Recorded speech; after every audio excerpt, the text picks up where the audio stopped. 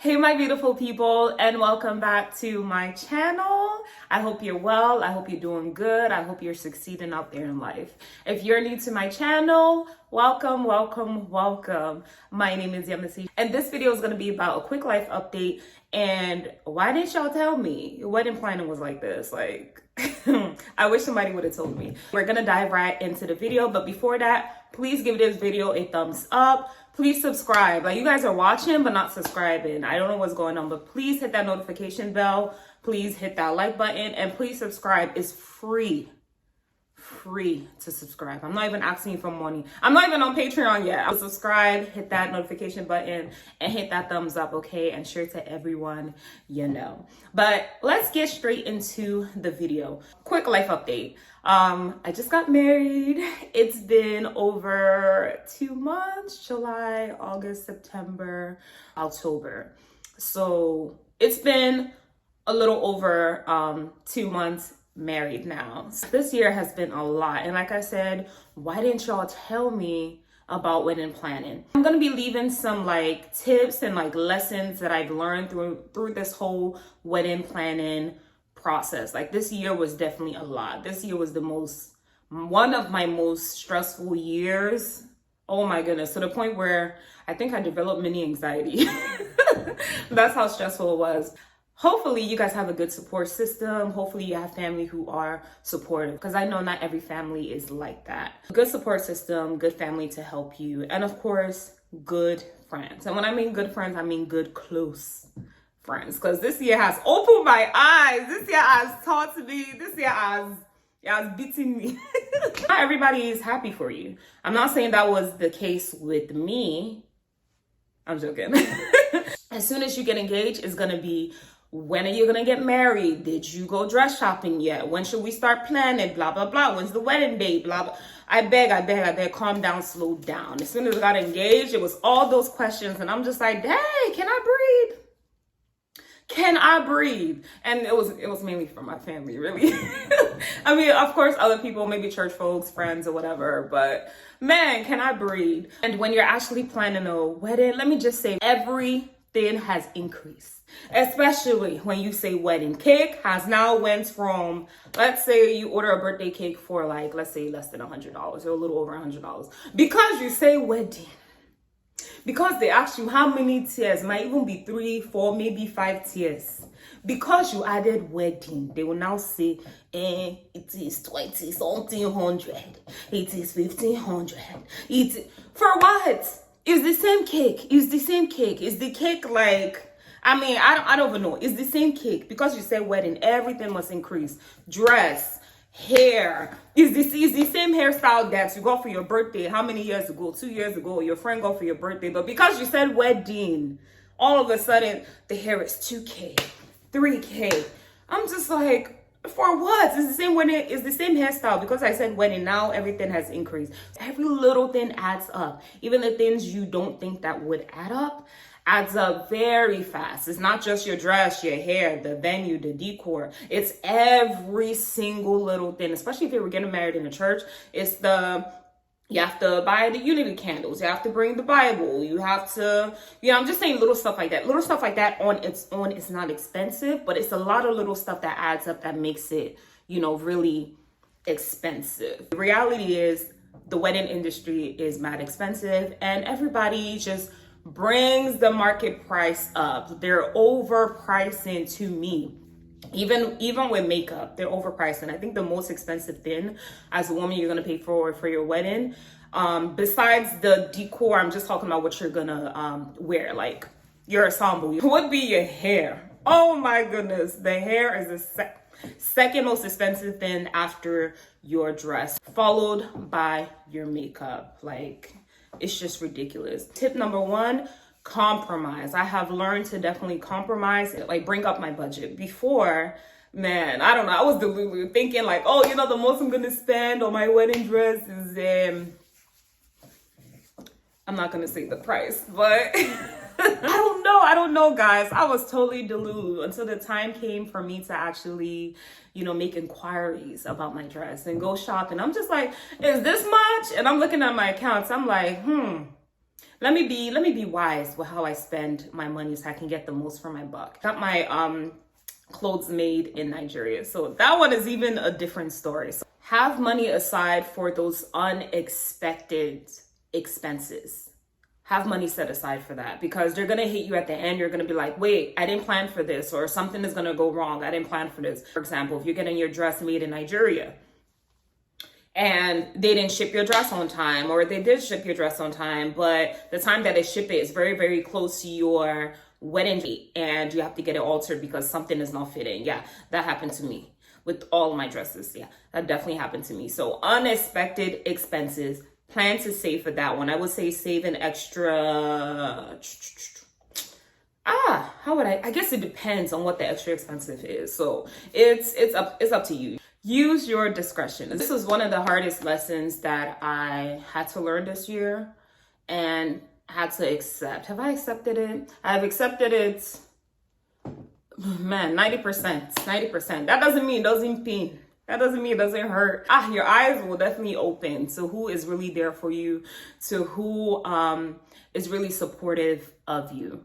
You know, people that you thought would support you, would help, they're not there. I don't know why, but I always heard like, you know, stuff like, you know, having a wedding, even getting engaged, having a wedding, even having a kid, like really opens your eyes to like who is really there for you, who's really supporting you, and who you just need to, you know, let go and just, you know, fall back on. Whether friendships, whether family. So that was the biggest lesson I learned this year. Like, I thank God that I have family that was super supportive.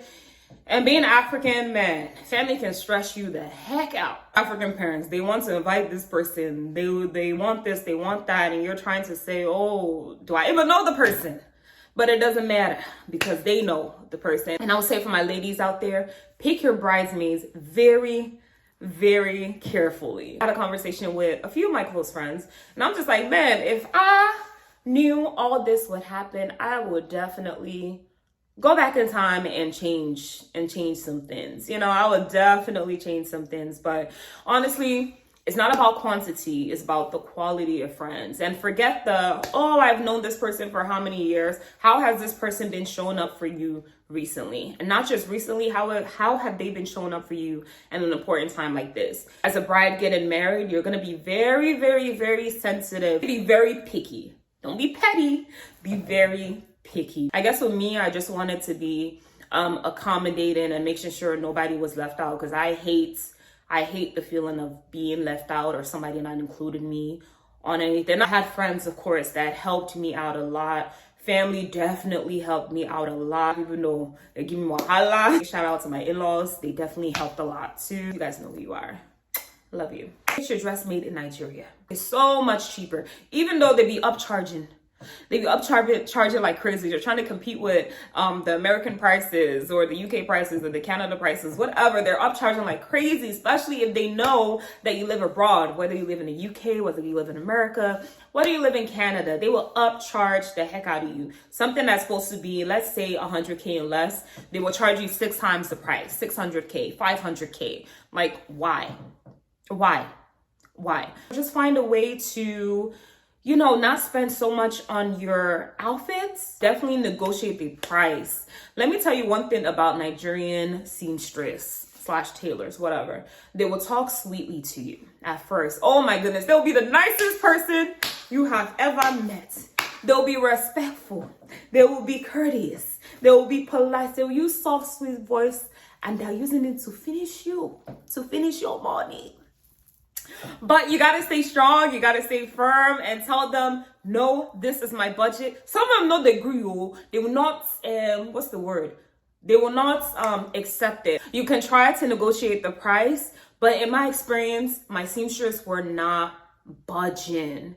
And at the end of the day, they all let me down. Literally every single last one of them let me down. The dresses looked nice, but in terms of fit-in, mind you, we did video calls. We did video fit-ins. I was messaging them, what's the update? Let me see the video of the dress. Let me blah, blah, blah. And then when I finally got the dress, a fitting was wrong. I had to get it altered, which I knew there was going to be some alterations once the dress arrived here. Some stuff just didn't make sense in terms of measurements. And during that season, I was even trying to maintain my weight or even lose weight. I even lost some weight because of the stress of running back and forth to try to get my wedding dress altered, my white wedding dress altered, my green wedding dress altered, my yellow dress, my orange dress, you know. And one of my dresses I wasn't even able to wear, even though I spent money on it, and I just had to last minute find something. Not even make something, find something. I think one of the things they get you with is they ask you, oh, are you gonna come to Nigeria to fit it? As soon as you say no, hey, good luck with that. So I would say, make sure you buy your ticket to Nigeria and fly there and try on your dresses so you're not disappointed like me, so you don't cry like me, so you're not running back and forth trying to get it fixed and being stressed like me. I will highly, highly, highly recommend it. And you know the funny thing about all this is, I never wanted any of my dresses to be made in Nigeria. They do a good job. Like, the dresses, beautiful. Now, if it's gonna fit your body, that one I don't know. And would they charge you a very expensive price in which you know you're not even supposed to pay for that price? Absolutely, absolutely. But I would say, buy your ticket, fly to Nigeria, make sure you try on everything. Not just everything, make sure you fly there when the dress is at least, let's say 60 to 70% done. You get what I mean? So you're at least able to wear it, and they will be able to make alterations so it fits perfectly to your body. And one thing about Nigerian seamstresses is they will snatch.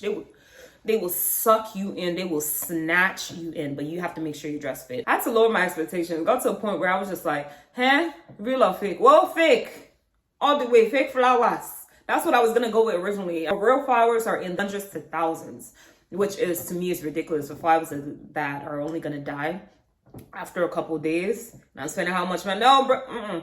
I wanted flowers everywhere, like flowers galore.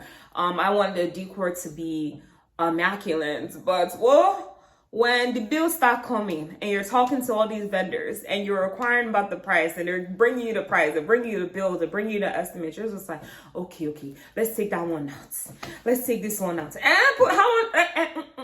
we'll go with that one. That one is still looking nice. We'll go with that one. Put that on the middle of the table. That's the centerpiece. That one is the one that I want. Is how much? Oh, okay, yes, that one I can negotiate with that one. That, even though it's still expensive, I can work with it. But please lower your expectations to be realistic according to your budget. Your budget is definitely going to stretch, especially living in America. I remember the first time I was talking to the planner, she said the average cost of both of my weddings would be, I think she said 100K each.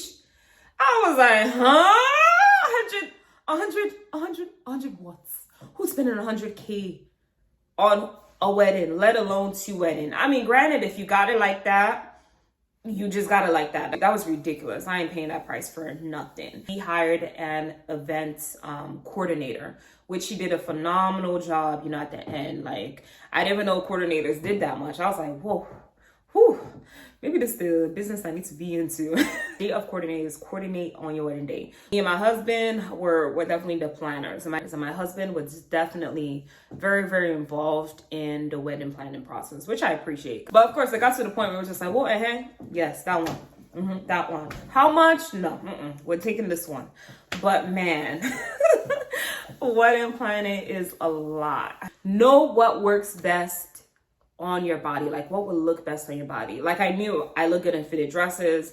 I know I look good in mermaid dress. I have the hips, I have the curves to, really have that hourglass, shape for a mermaid dress. My brother-in-law's wife was like, Yamsi, just go to the stores and, try on the wedding dress. I mean, you never know. And I was just like, no, I already know what I want. So it's just fitted dress with a detachable skirt. I don't want to do the whole thing, try it on. I'm going to get it made in Nigeria. So I went to the stores, and honestly, I would say like American wedding shops. I mean, they have some cute dresses, but it wasn't what I was looking for. They didn't have that like mermaid flair, that drama, that boom that I was looking for. And I knew the only place I can get it is Nigeria. Nigeria, or maybe go to like one of those like I don't know, Middle Eastern countries and get it made, because they make it well too, you know. But thank God for her, you know, advising me to do that, because I changed myself from a fitted wedding dress with a detachable skirt to a mermaid style dress. So that's when I decided, I was like, okay, these shops that I went to didn't have what I want. And honestly, like, no shade, American dresses, they kind of all look the same. I've been to maybe 6, 7, 8 stores. A little less than 10 stores. Maybe that's a lot, but I just really wanted to be sure to make my decision. So make sure you're a person who knows what you want. That would make the process so much easier. Take all the advices that I listed in this video. Try to enjoy the wedding planning process. I would say get a planner. If you can easily afford one, get a planner to take all that wahala away from you. What I did was I got a day of coordinators, so the planner were me and my husband, basically, and of course with the help of family and with the help of friends. But the responsibility falls mainly on you, and sometimes you can't depend on people to take in certain responsibilities. And I don't know, wedding planning makes you lose weight, because the stress makes you lose weight. I don't know how it is for those who have planners, if it's the same amount of stress or not, but I imagine it will be less stressful if you have a planner doing everything for you. Thank God that everything went well at the end. Like, so happy, to the point where, like, guests, even after the wedding, they're still telling us about how great, how fun our wedding is. I'm not trying to like boast or anything like that, because even me, I was taken aback. I was like, oh, was it really that good? Because I remember the day of my wedding, I was so nervous. Oh my goodness, I was a ball of nerves. Like, okay, what's next? I hope we're not late for the ceremony. I hope we're not late for the reception. Is it time to do this? Is it time to do that? I was just a ball of nerves. But I thank God for, you know, the vendors, like everybody who came through and delivered and executed everything that they were supposed to execute. Thank God for my wedding coordinators, because they were really there for me, hand and foot. Thank God for my close friends who were there for me, helping me out. Of course, thank God for my family. I just thank God for everything and everyone. You know, everything just really worked out at the end. You know, as they say, you never really know what happens at the background. You only see the final product. You only see the finished work. So yeah, I really just thank God. But that's my advice for you guys. You know, leave in the comments below. Tell me your own wedding planning experience. Was it a good experience for you? Was it a stressful experience for you? What were some of the lessons that you learned? And if you would take back anything, what would it be? So please leave down in the comment below. You know, let's talk, because I really want to know, like, I can't be the only one who was stressed out. Of course, I know I can't be the only one who's stressed out. But I just want to, like, you know, read your experiences. Was it more of an easy process because you had a full planner? Or did that planner disappoint you? Or what was the case? But yeah, guys, that will be all for this video. Thank you so much for tuning in. Make sure you subscribe. Please subscribe. Y'all watching for free. It's free to subscribe if you like. And I will see you later. Bye.